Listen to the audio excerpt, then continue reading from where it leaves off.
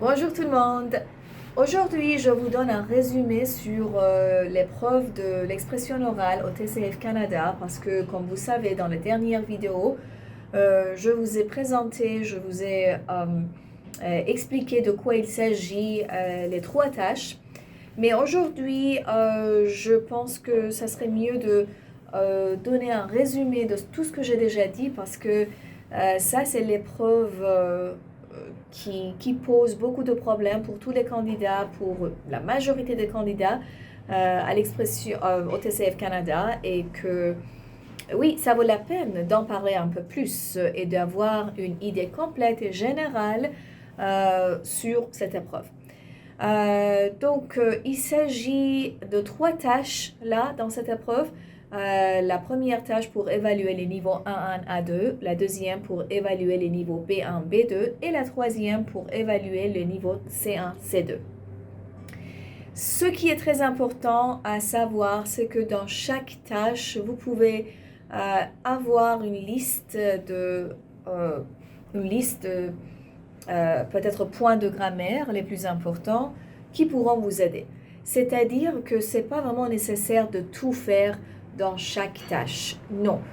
Si vous agissez avec tact, ça sera possible de bien réussir chaque tâche, sachant que il y a des points qui sont les plus importants dans chacune de ces tâches. Par exemple, dans la première, ce qui est vraiment évalué, c'est votre usage, votre bon usage de l'indicatif au présent, au passé et au futur. Voilà. Donc, c'est pas vraiment nécessaire d'utiliser le subjonctif par exemple, de grammaire complexe. Non, pas du tout.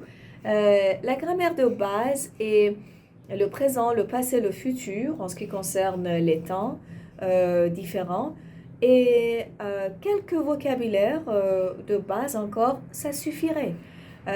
Et c'est là où vous devez vous présenter ou peut-être présenter un ami, un membre de famille ou votre ville natale, votre pays natal. Donc, ce sont des questions assez simples là dans cette première tâche et une grammaire et des structures assez simples. Donc, ne vous forcez pas, n'essayez pas, ne tentez pas d'évaluer le niveau et de complexifier les choses dans ces tâches.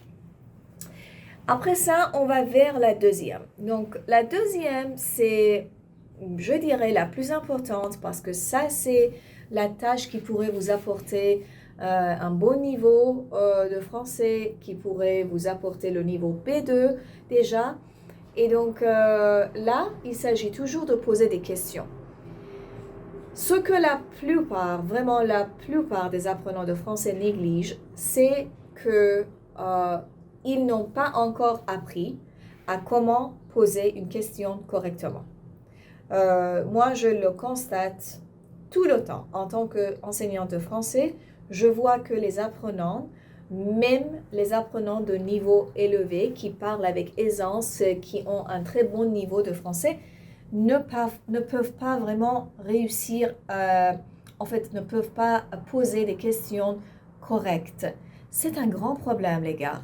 C'est un grand problème pour réussir cette tâche, pour réussir l'examen, l'expression orale à l'examen du TCF Canada. Un grand problème. Donc, faites attention, révisez le point de grammaire qui s'appelle l'interrogation. L'interrogation avec est-ce que, l'interrogation avec inversion, l'interrogation indirecte, tout type d'interrogation qui sert à poser une question correcte. C'est très important. Donc, voilà, ça, c'est ce que vous devez faire. Et encore de plus, il faut ajouter un peu plus de grammaire plus complexe pour démontrer votre capacité syntaxique et aussi un peu plus de vocabulaire pour démontrer votre capacité lexicale. Donc, là, dans cette deuxième tâche, nous avons une combinaison des compétences. Mais la première, c'est de tout d'abord poser correctement des questions. D'accord? Donc ça, c'est un résumé. Et là, c'est la seule tâche à l'examen du TCF Canada où vous avez 2 minutes de préparation pendant lesquelles il faut prendre des notes sur les idées clés qui vous viennent à l'esprit. Et puis après, dans la conversation qui va durer 3 minutes et demie, il faut poser des questions. En regardant les notes, il faut former la question spontanément et la poser. Et puis finalement, nous avons la troisième tâche où il n'y a aucun temps de préparation. Il faut agir spontanément. Vous allez écouter un énoncé, une affirmation et vous devez agir pour dire si vous êtes d'accord ou si vous n'êtes pas d'accord, quelle est votre opinion. Et puis après, il faut l'argumenter. Encore là, l'erreur que la plupart des candidats font, c'est de tout simplement commencer à parler sans aucun but. Sans aucune, je sais pas, orientation claire. Et ça va poser beaucoup de problèmes et ça va affecter énormément votre score final. Parce que ici, dans ce niveau, pour donner son opinion dans tous les examens de langue, dans toutes les langues, il faut agir de façon similaire. C'est-à-dire qu'il faut donner son opinion. Tout d'abord, une petite introduction. Et d'ailleurs, je vais ajouter qu'il ne faut pas oublier des choses. Ça va être très rapidement repéré à l'examen. Il faut pas mémoriser quelque chose. Ça, c'est ce que je voudrais dire. De tenir par cœur des clichés, quelques passages, c'est pas conseillé du tout parce que ça va être très rapidement repéré à l'examen. Mais de donner une petite introduction spontanément sur le sujet et puis après ça, commencer à développer, bien sûr en utilisant les indicateurs de temps, d'ordre, de but, de cause, de conséquence. Il faut donner des réponses bien structurées, premièrement, deuxièmement, pour donner le premier argument, le troisième argument, ainsi de suite. Le nombre d'arguments d'ailleurs n'est pas ici important. Et puis finalement, il faut conclure. Donc, il y a une structure pour donner une réponse, pour donner son opinion sur un sujet, toujours dans toutes les langues.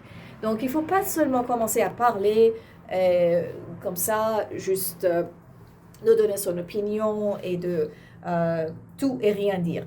Non, il faut avoir une structure, il faut fournir une réponse bien organisée. Et voilà, ça va durer 4 minutes et demie, votre exposé. Et encore, sachez que il y a des examinateurs qui agissent différemment. Il y en a ceux qui attendent jusqu'à ce que vous finissiez à parler. Il y en a d'autres qui vous interrompent tout le temps pour vous poser des questions pendant que vous parlez. Donc, ne soyez pas surpris, soyez préparés à tous ces cas-là. Voilà, ça c'était un résumé de tout ce qui se passe à l'examen oral au TCF Canada. Si vous avez des commentaires, n'hésitez pas à nous écrire et à plus!